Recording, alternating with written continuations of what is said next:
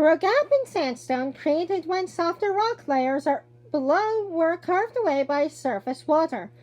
An oak thrusts skyward in the Kings Bluff area of Ozark National Forest. The tree further contributes to the breakup of the rocks, its roots growing into the cracks far below the ground and crumbling the stone enlarge these fractures. A monarchical cliff, Kings Bluff, runs sheer and flat as a highway through the forest. Such bluffs often rise in two or three parallel steps the side of a river valley. Formed by a process called recessional erosion, they are composed of relatively hard sandstone that shears away in chunks as softer layers are eroded from underneath. See? Oh, that poor tree.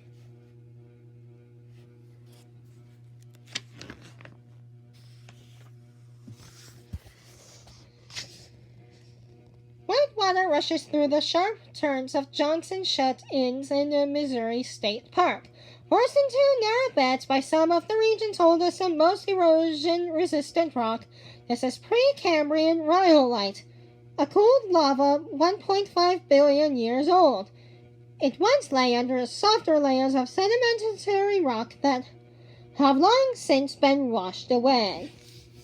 See? Rushing water.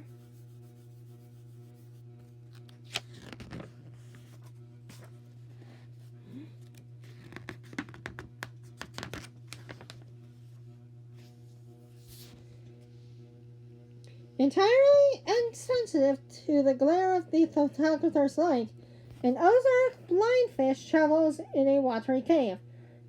Eons of confinement to a life in the dark have left this species with two blobs of white fat in place of eyes and stripped its skin of its pigmentation. Like other sightless cavefish, it locates food by means of highly developed sensitivity to movements in the water. See? That's an Ozark blindfish. I sometimes see blindfish in a pet store. Comment below if you've seen a blindfish in a pet store.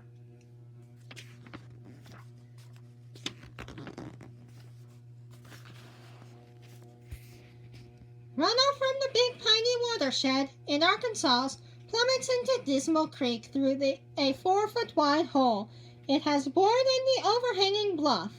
The runoff used to drop over the brink of the bluff, but eventually the abrasive action of the water and its cargo of rocks broke through the sandstone short of the edge and produced by the detour known locally as Glory Hole. See?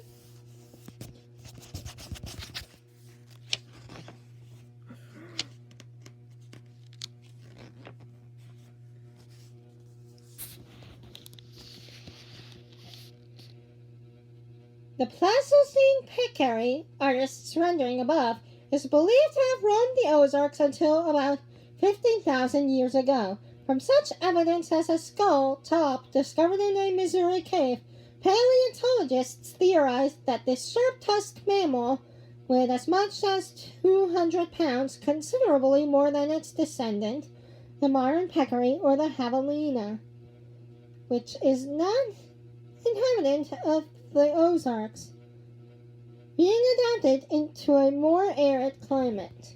See? And it looks like a pig, though not related to a pig. And this is its skull.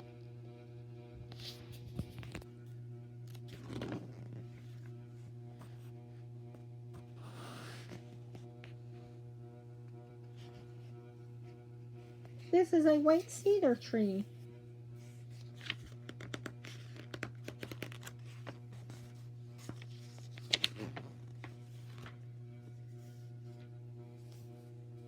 This was once a quarry in Missouri's Elephant Rock State Park.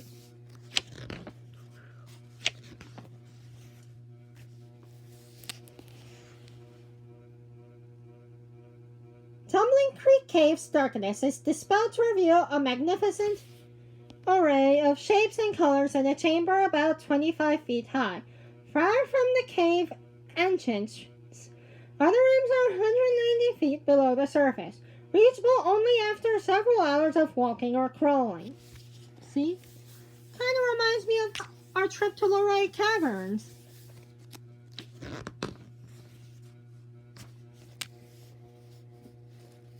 Like a chunk of abstract sculpture in a reflecting pool, a massive broken calcite stalagmites lies in the stream on the cave floor. The stalagmites toppled when the stream's waters undercut the rock that supported them.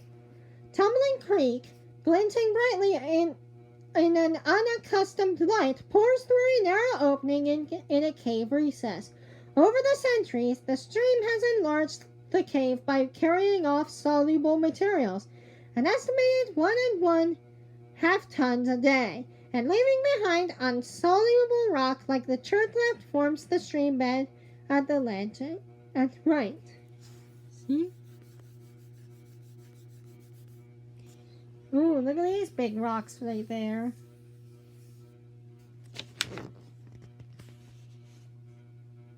Ooh. More cave stuff.